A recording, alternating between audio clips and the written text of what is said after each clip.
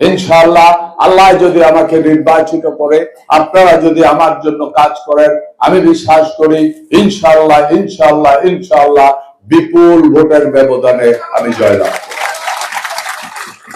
কারণ এই কুমিল্লার মানুষ, এই সদরের মানুষ ভালো করে জানে আমি অর্থ উপার্জনের জন্য রাজনীতি করি না, আমি টেন্ডারবাজির জন্য রাজনীতি করি না, আমি মস্তান তৈরি করার জন্য রাজনীতি করি না, আমি চামচা পালার জন্য রাজনীতি করি না।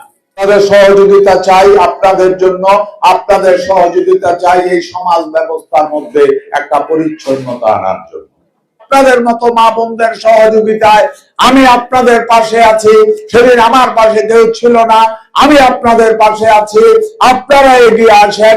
এই কুমিল্লাকে আমি এমন একটা এলাকা হিসাবে রূপান্তরিত করতে চাই, মানুষ যেন কুমিল্লাকে দেখার জন্য আসে, মানুষ যেন কুমিল্লাতে বেড়ানোর জন্য আসে।